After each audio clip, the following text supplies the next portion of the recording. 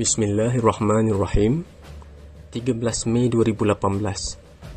Dalam mimpi ini, aku melihat kekacauan di Pakistan dan terdapat banyak ketakutan di kalangan masyarakat.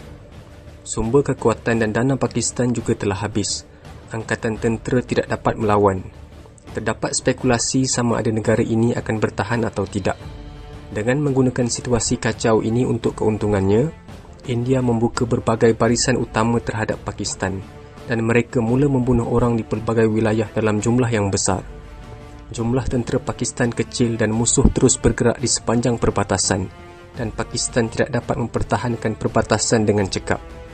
Semua orang Pakistan sedih dengan keadaan Pakistan yang mengerikan. Kemudian, India membuka barisan utama yang agresif lain di suatu tempat dan tentera Pakistan digerakkan untuk mengatasi situasi ini.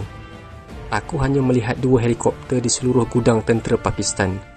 Setelah melihat ini, aku berkata kepada diriku bahawa situasi ini adalah apa yang telah berlaku dari mimpiku sebelumnya, di mana aku melihat bahawa peluru tentera Pakistan telah habis dan mereka hanya memiliki 2 helikopter yang tersisa.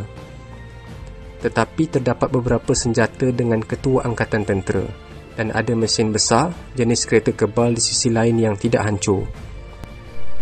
Pada kesempatan ini, orang ramai mulai mengeluh kepada ketua angkatan tentera bahawa sekiranya ketua angkatan tentera membuat perancangan mengikut mimpi-mimpi Qasim sebelumnya, maka kita tidak akan menghadapi masalah ini. Kemudian, orang-orang mulai berkata kepadaku bahawa Qasim, tolong lakukan sesuatu dan bawa kami keluar dari kesengsaraan ini.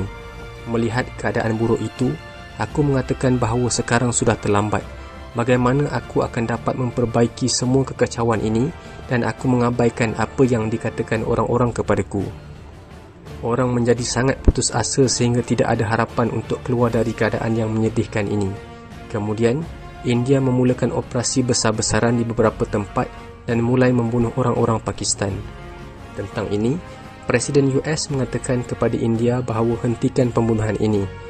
Anda hanya diperintahkan untuk mengawal Pakistan dan bukan untuk membunuh. Setelah itu, India membatalkan operasi besar ini.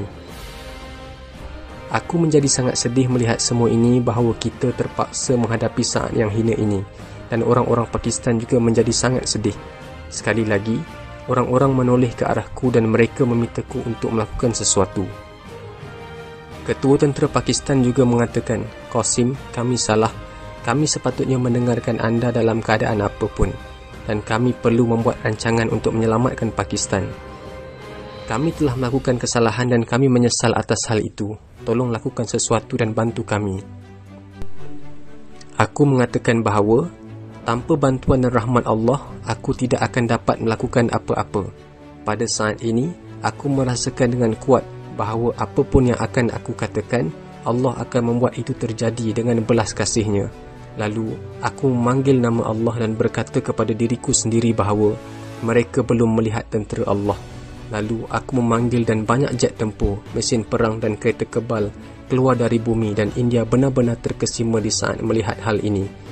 Kemudian, aku mengatakan bahawa dengan bantuan Allah sekarang, kita akan mengakhiri semua jenis kegelapan dan tidak akan ada yang dapat menghentikan kita.